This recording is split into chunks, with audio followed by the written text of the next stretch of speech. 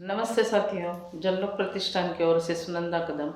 सभी पीएसएल निवेशक, जनलोक प्रतिष्ठान की नेशनल, राज्य और जिला कृति समितियाँ, उनके पदाधिकारी तथा जनलोक प्रतिष्ठान के हितचिंतक आप सभी को जनलोक प्रतिष्ठान की ओर से नए साल की हार्दिक हार्दिक शुभकामनाएं। सभी के मन में ये सवाल है कि जनलोक प्रतिष्ठान पीएसएल के मैटर में कार्यरत नहीं है, लेकिन जनलोक प्रतिष्ठान कोविड की सिचुएशन में भी जूम मीटिंग जेपी ऐप के माध्यम से पीएसएल निवेशकों के साथ जुड़ा था। आज लगभग 2 साल के बाद मैं आपके सामने जनलोक की लीगल प्रोसेस लेकर आपके सामने आई हूँ। तो उस बारे में मैं आपको थोड़ी जानकारी देना चाहती हूँ कि जनलोक प्रतिष्ठान ने सुप्रीम कोर्ट में अभी तक क्या क्या किया।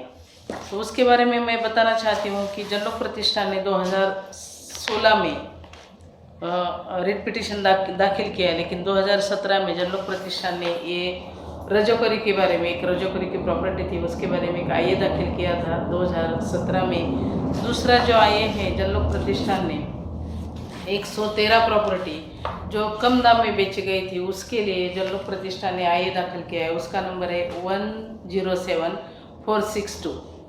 इस आईए का नंबर है और वो रजिस्टर हुआ है। तीसरा जो आईए है उसके बारे में मैं आपको बताना चाहती हूँ कि जब सेबी ने पोर्टल ओपन किया था, उस पोर्टल में बहुत सारे हमें प्रॉब्लम्स आ रहे थे, बहुत क्रिटिकल सिचुएशन हो रही थी, लेकिन सेबी को लेटर भेजने के बाद भी कुछ भी पोर्टल पे चेंजेस नहीं हुए। इसलिए हम लोगों ने 2019 को सुप्रीम कोर्ट में जो समस्याएं थी उस समस्या के लिए एक आईए दाखिल किया था। उस आईए का नंबर है 110474। तो आप लोग भी देख सकते हैं कि हमारे सभी प्रॉब्लम्स इस आईए में हमने दाखिल किए, जो कि फर्स्ट सर्टिफिकेट, लास्ट रिसिप्ट, बाकी के जो हमारे डेथ क्लेम है, नेम करेक्शन है, सब कुछ दिया था। और चौथा आईए हमारा है कि पोर्टल के संदर्भ में जो प्रॉब्लम हमारे पास आई थी, मतलब उसके लिए भी हमने फिर से आईए दाखिल किया था। वो भी आईए को नंबर मिला है। और एक आईए हमने दाखिल किया था 2021 में। ये आईए हमने दाखिल किया था कि जो लोगों को अभी पोर्टल में हमने जो कुछ दिया था, मतलब कि हमारा सेबी ने पोर्टल ओपन तो किया था, लेकिन पोर्टल में हमारे सिर्फ ओरिजिनल डॉक्यूमेंट के क्लेम लिए थे। मतलब हमारे जो क्लेम अपलोड हुए सेबी के पोर्टल पे ओनली ओरिजिनल डॉक्यूमेंट के, उसमें भी बहुत सारी समस्याएं थी, बहुत सारे प्रॉब्लम्स हमने सेबी के सामने रखे। लेकिन हमारा जो बहुत इम्पोर्टेंट प्रॉब्लम था कि acknowledgement, death, endorsement, name correction, फिर ये फर्स्ट सर्टिफिकेट, लास्ट रिसिप्ट, ये जो था, इसके बारे में हमने बहुत बार बताने के बाद भी पोर्टल में कुछ भी चेंजेस नहीं हुए थे। इसलिए हमने फिर लास्ट में सुप्रीम कोर्ट में हमारे सभी प्रॉब्लम का ये दाखिल किया है। उसका नंबर है 107705। आप देख सकते हैं, उसको नंबर भी मिला है और ये मैटर अभी सुप्रीम कोर्ट के सामने हम लोगों ने रखा है। मतलब कि हमारा जो एक्नॉलेजमेंट का जो प्रॉब्लम है, वो एक्नॉलेजमेंट का प्रॉब्लम बहुत क्रिटिकल है और वो पोर्टल पे नहीं जाएगा तो हमारे सभी इंडिया के सभी लोगों को हमने पता किया है, मतलब सभी संगठन या सभी लोगों को हमने पूछा तो कम से कम ये एक्नॉलेजमेंट का क्लेम जो है वो कम से कम 60% है। तो हमें सिर्फ ओरिजिनल डॉक्यूमेंट का पेमेंट मिलना चाहिए क्या? हमारे जो एक्नॉलेजमेंट का क्लेम है वो बहुत बड़ा क्लेम है, ये भी हमें मिलना चाहिए, लेकिन पोर्टल में नहीं लिया जा रहा है। तो इसके लिए हमें सब मिलकर, हम सब पीएसएल के निवेशक मिलकर एक साथ जाकर सुप्रीम कोर्ट के सामने रखेंगे। आपकी सबकी तकरार आने के बाद हम ये फिर से हमारे डेटा के साथ रखेंगे। दूसरी बात है कि अभी जो चल रहा है सभी जगह पीएसएल की प्रॉपर्टी इलीगल सेल हो रहा है। पीएसएल की प्रॉपर्टी का मतलब कि गैर कानूनी प्रॉपर्टी बेची जा रही है सभी जगह, पूरे इंडिया में। तो इसके लिए हम सिर्फ इधर उधर बातें करके नहीं चलेगा, इसलिए हमने सुप्रीम कोर्ट में एक आईए दाखिल किया है 108618। उसको भी नंबर मिला है। उसमें सभी स्टेट से एक एक प्रॉपर्टी का हम एग्जाम्पल के तौर से एक एक प्रॉपर्टी के डिटेल हमने डाले हैं और उस डिटेल में हमने जो गैर कानूनी प्रॉपर्टी बेची जा रही है उसके लिए सुप्रीम कोर्ट को आदेश देने की रिक्वेस्ट की है कि ये प्रॉपर्टी, क्योंकि पीएसएल का पेमेंट हमें प्रॉपर्टी बेचकर ही मिलेगा। हम पहले दिन से बोल रहे हैं, मतलब कि जनलोक प्रतिष्ठान पहले दिन से बोल रहे हैं कि इस प्रॉपर्टी बचनी चाहिए, प्रॉपर्टी का सेल सही तरीके से होना चाहिए और गैर कानूनी प्रॉपर्टी बेची जानी नहीं चाहिए। तो इसके लिए हम पहले दिन से कर रहे हैं, कानूनी प्रोसेस कर रहे हैं, लेकिन फिर भी लोढ़ा कमेटी के नाम पर भी लेटर बना के लोग प्रॉपर्टी बेच रहे हैं। तो उसके लिए अंकुश लगाना जरूरी था। इसलिए जनलोक प्रतिष्ठान ने सभी जगह से एक एक डॉक्यूमेंट लेकर सभी स्टेट से एक आईए लगाया है सुप्रीम कोर्ट में। उसके ऊपर अभी तक हियरिंग नहीं हुई, क्योंकि अभी ये सिचुएशन कोरोना की है। कोरोना की सिचुएशन में अभी फेस टू फेस कोर्ट अभी चालू नहीं हुआ है। फिजिकली चालू होने के बाद इसके ऊपर सब डिसीजन आ जाएंगे। दूसरी बात कि हमारे जो प्रॉब्लम है अभी सेबी को, लोढ़ा कमेटी को हम बताएंगे तो उसके ऊपर कुछ डिसीजन नहीं आ रहा है। इसके लिए हमें कहाँ जाना चाहिए? तो हमें सुप्रीम कोर्ट के सामने जाना चाहिए। हम सब मिलकर हमारे समस्या लेकर सुप्रीम कोर्ट के सामने जाना चाहिए। इसलिए जनलोक प्रतिष्ठान आप सभी संगठन को, जो सुप्रीम मतलब कि जो बीकेसी मुंबई में जो आंदोलन हुआ था, उस आंदोलन में जिन जिन संगठनों ने जनलोक प्रतिष्ठान को सपोर्ट लेटर दिया है, वही सभी संगठन को मैं आह्वान करती हूँ जनलोक प्रतिष्ठान की तरफ से कि आपके पास मैंने जो अभी बताया, एक्नॉलेजमेंट, एंडोर्समेंट, डेथ क्लेम, शादी के बाद name correction, first certificate, last receipt, और दूसरा है कि जो आपके पास सिर्फ सर्टिफिकेट नंबर है, फटा है, गुम हो गया है, जला है, जो कुछ हुआ है, लेकिन आपके पास सर्टिफिकेट नंबर है, इसी प्रकार के सभी तकरार, सभी कंप्लेन आप जनलोक प्रतिष्ठान के पास भेज सकते हो।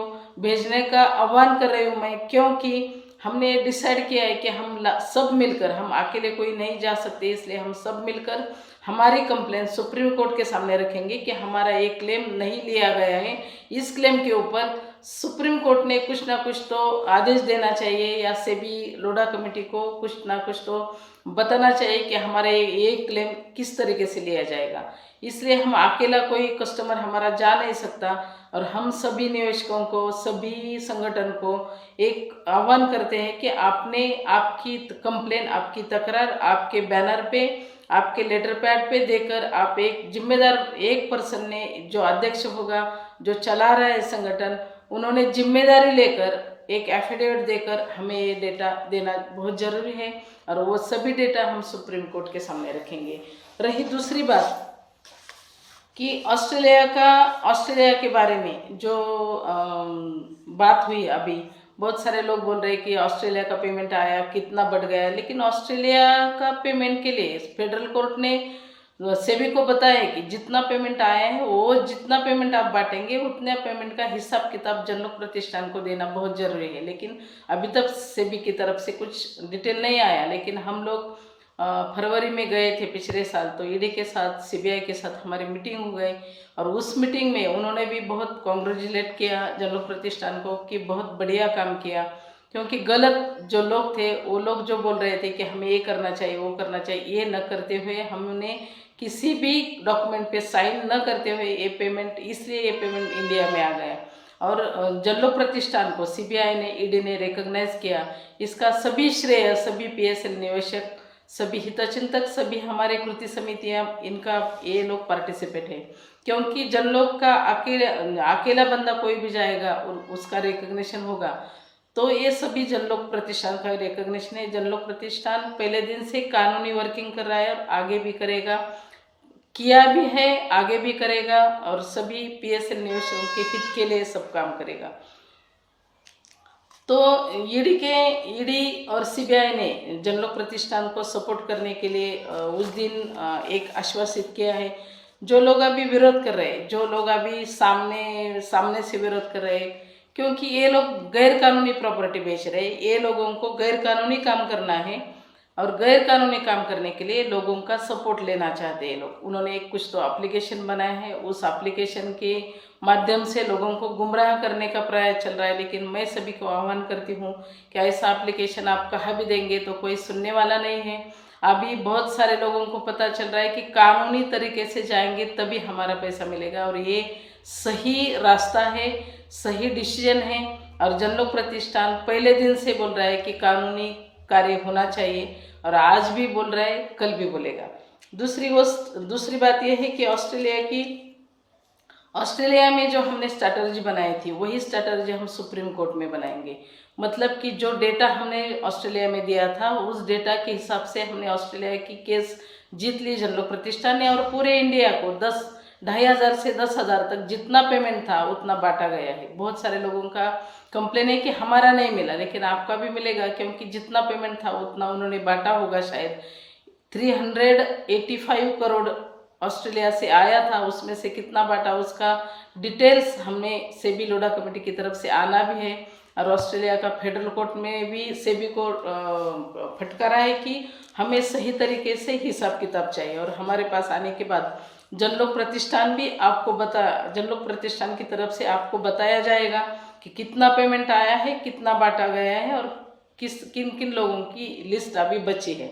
बहुत सारे लोगों को लग रहा है कि बहुत ज़्यादा पेमेंट है देने का, बहुत ज़्यादा लोगों की लिस्ट है, लेकिन जब तक हम सब इकट्ठा नहीं आएंगे, हम सब हमारी तकरार लेकर सुप्रीम कोर्ट में नहीं जाएंगे, तब तक पता नहीं चलेगा कि हमारा देना कितना है और हम लोग कितने हैं।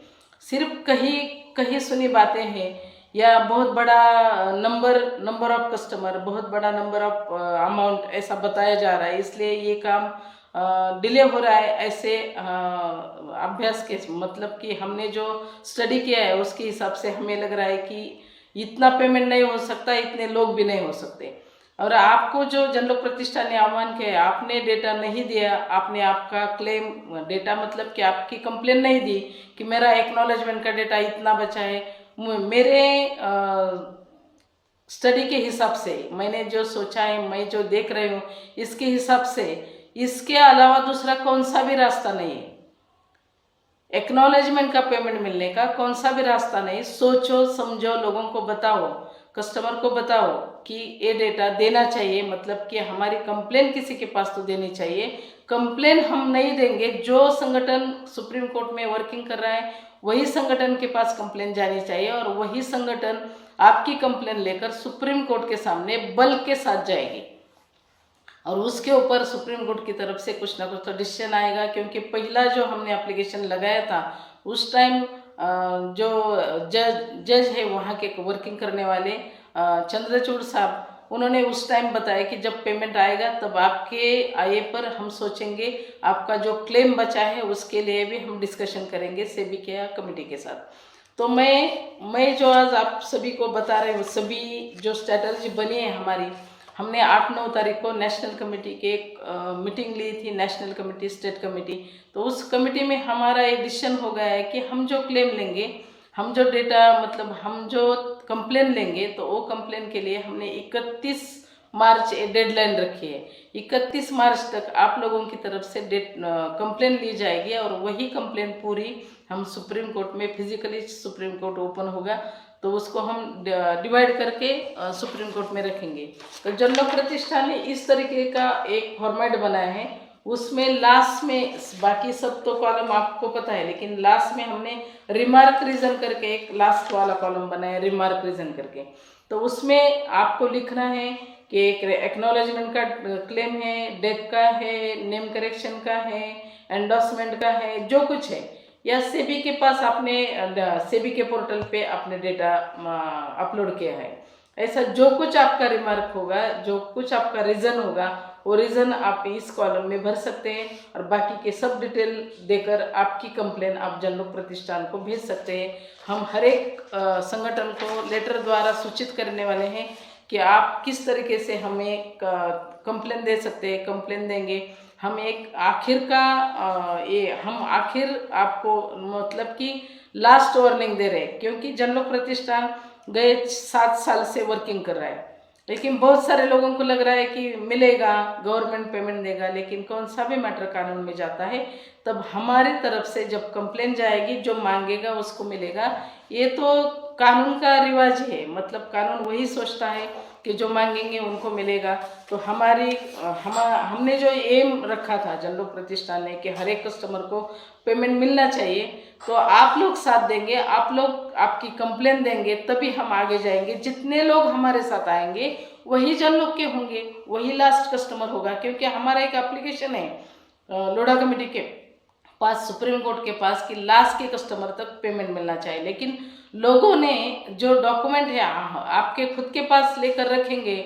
हम आपके पास बहुत सारे ओरिजिनल डॉक्यूमेंट भी हैं, मतलब कि सेबी का पोर्टल बंद होने के बाद आपके पास ओरिजिनल डॉक्यूमेंट भी बहुत बचे हैं। तो ये सिर्फ आप लेकर बैठेंगे तो ये पेमेंट मिलने वाला है क्या? नहीं मिलने वाला। इसके ऊपर भी सोचो। आपकी तकरार, आपकी कंप्लेन किसकी तरफ से सुप्रीम कोर्ट के सामने जानी चाहिए, सेबी के लोढ़ा कमेटी के पास जानी चाहिए, तभी उसके ऊपर सोचा समझा जाएगा, उसके ऊपर डिसीजन कुछ ना कुछ तो होगा और आपका पेमेंट मिलेगा। ये किसी के बहकावे में न जाते हुए आपको जो सही लग रहा है कानून की तरीके से, आप कौन सा भी लीगल एडवाइज़र की भी सलाह ले सकते हो। मतलब कि आपको जो ये गलत लग रहा है तो आप एक लीगल एडवाइज़र के साथ डिस्कशन करने के बाद भी सोच सकते हैं कि ये सही या गलत है। लेकिन जो लोग अभी लीगल एडवाइज़र, हम सुप्रीम कोर्ट के लॉयर हैं, हम इधर उधर जाकर बता रहे, गांव-गांव जाकर बता रहे कि हम सुप्रीम कोर्ट के वकील हैं, हम ये कर सकते हैं, वो कर सकते हैं। लेकिन सुप्रीम कोर्ट के बहुत बड़े बड़े लॉयर्स दिल्ली में बैठे हैं, लेकिन वो गांव तक नहीं जाते हैं। ये ध्यान दे, इसके ऊपर ध्यान दे दो। क्योंकि गलत इंफॉर्मेशन जो लोग आपके पास दे रहे हैं, तो उसके ऊपर भरोसा न रखते हुए हमें क्या करना चाहिए, हमारा डिसीजन हमें लेना चाहिए। कोई गलत बता रहा है, कोई सही बता रहा है, लेकिन हमें किस रास्ते से जाना है ये आप सब लोग खुद सोच सकते हैं। मेरे नाम पे एक फेक एग्रीमेंट बना था बहुत सारे लोगों की तरफ से। लोगों को पता है कि मैंने कौन सी थी गुड़गांव की प्रॉपर्टी बेची है, उसमें से मैंने इतना इतना कमीशन लिया है, ऐसा कुछ तो एग्रीमेंट हमारे टीम में आया था इलेक्शन के टाइम। तो उस एग्रीमेंट के बारे में मैं आपको बताना चाहती हूँ कि उस एग्रीमेंट के ऊपर हमने एफआईआर बनाई है, एफआईआर दर्ज की है हमारे पुलिस स्टेशन में, सीपी ऑफिस में, और उसकी हर एक कॉपी हमने सुप्रीम कोर्ट को दी है, सीबीआई को दी है, ईडी को दी है। क्योंकि आगे जाकर इसके ऊपर कुछ भी हो सकता है, इसलिए एक मतलब कि हमने जो किया ही नहीं तो हम सभी के पास दे सकते हैं। जो गलत है गलत है, जो सही है सही है। उसके लिए भी मैं आपको क्यों बताना चाहती हूँ कि बहुत सारे लोगों को लग रहा है कि मैडम के नाम पे एग्रीमेंट बना है, लेकिन ये मैडम के नाम पे नहीं बना है, तो ये जन लोग के नाम पे बना है, ऐसा हम सब लोग सोचते हैं। और हमारे सभी टीम ने, ये पूरे टीम ने डिसीजन लिया था कि हम इसके ऊपर एफआईआर बनाएंगे। और उस एफआईआर के अभी ये चल रहे हैं, मतलब कि उसके ऊपर पुलिस स्टेशन से इंक्वायरी चल रही है। इंक्वायरी के बाद जो कुछ पता चलेगा, जो कुछ सामने आएगा, लास्ट में अंतिम पड़ाव में तो आपके सामने रखा जाएगा। और ये कॉपी हमने सीबीआई, ईडी, सुप्रीम कोर्ट सभी के पास भेजी है।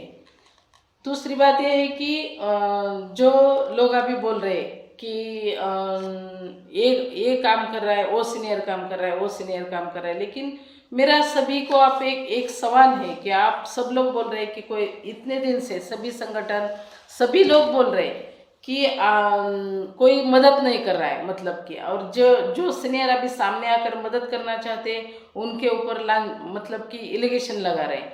मेरा आह्वान है पूरे इंडिया के सभी सीनियर जो कुछ वर्किंग करना चाहते हैं, जो साथ देना चाहते हैं, जिनके पास कोई जानकारी है, तो हम सबके साथ डिस्कशन करने के लिए तैयार हैं। मेरे हाथ में चूड़ियाँ हैं, लेकिन जो डिस्कशन करने के लिए बैठने वाला है, जिसको लग रहा है कि एक गलत है सही है, तो आप सामने बैठकर बात करो। मैं इतने कॉन्फिडेंस के साथ बता रही हूँ कि सामने बैठकर बात करो। जिसको जो लग रहा है, अभी बहुत सारे सोशल मीडिया पे लोग बात कर रहे हैं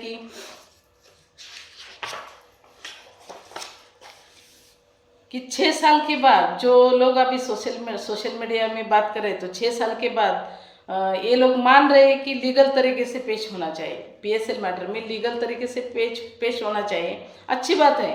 लेकिन कौन सा भी काम, जो काम हम लोग कर रहे हैं तो सही तरीके से काम करने वाले लोगों का ग्रुप अलग होता है, गलत काम करने वाले लोगों का ग्रुप अलग होता रहे। ये नियति का नियम है। कानून की बात सोशल मीडिया पर बात करने से आगे नहीं जाती, तो उसका सोल्यूशन कानून से ही निकलता है। मतलब कि जो कोर्ट हमारे लिए वर्किंग के लिए रखा है उस कोर्ट में जाकर सोल्यूशन निकलता है। आवाज़ ऊंची करके किसी का 100 बार नाम लेकर खुद के खुद के खुद ने किए हुए कर्म मिटे नहीं जा सकते। और वीडियो डालकर धमकी देने से पहले खुद के संगठन का काम, आपके खुद के संगठन के काम पर ध्यान देना जरूरी है। कोई कोई कुछ बता रहा है किसी का, हम सुनकर हम गलत डिसीजन पर गलत वीडियो बना के लोगों को बहकाने का काम कर रहे हैं। जनलोक प्रतिष्ठान कानूनी तरीके से पीएसएल का 2016 से काम कर रहा है। ये हमें चिल्ला कर बताने की ज़रूरत नहीं, क्योंकि पूरा इंडिया जानता है। बहुत सारे संगठन बने, बहुत सारे संगठनों ने अपनी अपनी दुकान बंद कर दी, बहुत सारा चंदा इकट्ठा कर लिया, लेकिन कानून से कुछ भी काम नहीं किया। और आज जाग रहे, आज लोगों को गुमराह करने का प्रयास कर रहे। आपको जो कुछ करना है, आपके पास जो कुछ एविडेंस है, आपके पास जो कुछ डॉक्यूमेंट्स हैं, वो लेकर आप सुप्रीम कोर्ट में जा सकते हैं। ऐसा एक डायरेक्टर बन के आया था, बहुत लोगों को गुमराह कर रहा था। मैंने उनको भी उस टाइम बताया, सभी संगठन एक साथ गुजरात में थे उस टाइम, मैंने उनको बताया था। ध्यान में होगा सभी के, क्योंकि मैंने उनको भी बताया था कि आपके पास पैसे, आप पैसे दिलाना चाहते हैं लोगों को, तो लोढ़ा कमेटी के पास जाओ, सुप्रीम कोर्ट के पास जाओ, आपके पास जो कुछ है वो लेकर सुप्रीम कोर्ट के पास जाओ, आपको जवाब मिलेगा। वही मैं आज भी सभी को बता रही हूँ। जो लोग चिल्ला के जनलोक का नाम लेकर वीडियो बना रहे, क्योंकि जनलोक के नाम की वीडियो बनेगा तो सब लोग देखेंगे, ये सबको पता है। सिर्फ जनलोक का सहारा लेकर खुद को रोशन करना चाहते हैं, तो उन लोगों को मैं बताना चाहती हूँ कि आपके पास जो कुछ एविडेंस है, जो कुछ आपके पास है, वो लेकर कानून में जाओ, कानून आपको न्याय देगा। इधर उधर सोशल मीडिया में बोलकर या सोशल मीडिया की बड़ी आवाज़ में किसी का नाम लेकर आप बात जो कर रहे हैं, तो आपको न्याय नहीं मिलेगा, ये मैं आपको बताना चाहती हूँ। क्योंकि जनलोक प्रतिष्ठान जो 5-6 साल से काम कर रहा है, तो बोगस संगठन नहीं है। जनलोक प्रतिष्ठान का जो मेंबर है उसको जनलोक प्रतिष्ठान को सवाल पूछने का डेफिनेटली राइट है, लेकिन जनलोक प्रतिष्ठान जो संगठन बना है वो कानून के दायरे में बना है। आगे जाके कानून से ही बना है, कानून से ही चलने वाला संगठन है। और हर साल ऑडिट होता है जनलोक प्रतिष्ठान का। जो जनलोक प्रतिष्ठान के संविधान से बनी हुई जो घटना है, उस घटना के हिसाब से जनलोक का संगठन चल रहा है। और जनलोक प्रतिष्ठान 5 साल के बाद इलेक्शन भी होता है, उस तरीके से जनलोक प्रतिष्ठान चल रहा है। बाकी संगठन किस तरीके से चल रहे हैं, उनके पास क्या है, वो कैसे चला रहे हैं, उनके पीछे जिस राज्य से वो बने हैं उनके कितने साथी उनके साथ हैं, ये उनको पीछे मुड़ के देखना चाहिए। किसी के ऊपर हम जब उंगली उठाते हैं तो एक उंगली उसके ऊपर उठती है, लेकिन 3-4 उंगलियां खुद के पास जाती है, इसके ऊपर भी ध्यान देना चाहिए। और जनलोक प्रतिष्ठान का नाम लेकर चैनल चलाएंगे तो सब लोग देखते हैं, खुद का नाम रोशन तो कर रहे हैं, लेकिन और आपको सभी को लग रहा था कि पहले दिन का ये करो, ख्याल देखो, मतलब कि 2016-17 की बात है। तो मैं चिल्ला कर सभी संगठन वालों को बता रही थी कि हमें कानूनी तरीके से जाना चाहिए, लेकिन कोई साथ में आना नहीं चाहता था, क्योंकि उनको पता था कि कानून में काम करना इतना आसान नहीं है। खर्चे का काम तो है, लेकिन दिमाग भी चलाना लगता है। लेकिन आप लोगों को ये करना नहीं था। आपने जो चंदा इकट्ठा किया था वो खुद में आपस में बांट लिया आप लोगों ने, और किसी ने पॉलिटिशियन का सहारा लिया, किसी ने पीएसएल की प्रॉपर्टी के कब्जे कर कमाया। ये खुद को सवाल पूछो, दूसरों को सवाल पूछने से पहला सवाल खुद को पूछो कि हमने क्या किया है।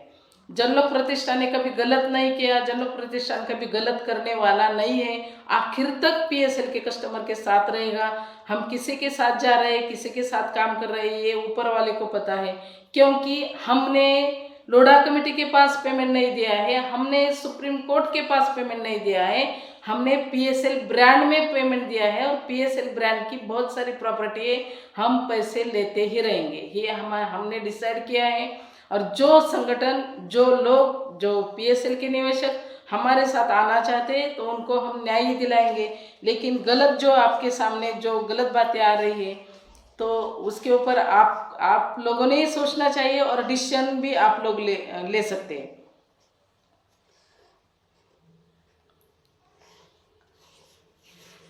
इससे ज़्यादा मैं आपके साथ कुछ बात नहीं करना चाहती हैं, लेकिन इतना ही मैं कह सकती हूँ कि जो चैनल की बात चल रही थी, यूट्यूब चैनल की, जो अभी चैनल बंद हो गए, उनको ही पता है ये क्यों बंद हो गए। किसी के ऊपर कुछ इल्ज़ाम लगाएंगे, किसी की बेइज्जती करेंगे तो हम बहुत बड़े हो सकते हैं, ये मत सोचो। क्योंकि जनलोक प्रतिष्ठान के सामने आप जो आपकी बातें रख रहे हैं तो उसको जीरो वैल्यू है, जीरो। ये ध्यान में रखो। क्योंकि जनलोक प्रतिष्ठान की 6-7 साल की जो कार्य है जनलोक प्रतिष्ठान का, उन्होंने सबको बांध के रखा है। सभी कृति समितियाँ, सभी नेशनल कृति समिति, राज्य कृति समिति, डिस्ट्रिक्ट कृति समिति अभी भी कार्यरत है। आसान काम नहीं है। कौन सा भी संगठन मुझे दिखाओ, अभी जो जितने संगठन बने हैं पीएसएल के मैटर के लिए, तो उनके साथ अभी कौन है, पीछे मुड़ के देखो। लेकिन जनलोक प्रतिष्ठान के साथ जितने लोग थे अभी बढ़ रहे हैं और बढ़ेंगे। और जो लोग अभी डेटा के साथ मतलब कंप्लेन के साथ हमारे साथ आएंगे तो उनके लिए तो हम काम करने के लिए तैयार ही हैं। और बाकी लोगों को मैं आह्वान करती हूँ कि जो कुछ हमने बताया है उसके लिए आप सपोर्ट करें। अंतिम पड़ाव तक हम आप हमें साथ देंगे। हम आपके लिए काम करना चाहते हैं। आपका पैसा मिलने के लिए हम सभी तरीके से जो कुछ होगा, अभी कोर्ट जब फिजिकली स्टार्ट होगा तब सब बातें आपके सामने आ जाएगी और हमारा वर्किंग स्पीड से चालू होगा। क्योंकि उस दिन भी हमने जो नेशनल कमेटी की मीटिंग हुई थी उस दिन हमने लॉयर के साथ भी कम्युनिकेशन करवा दिया।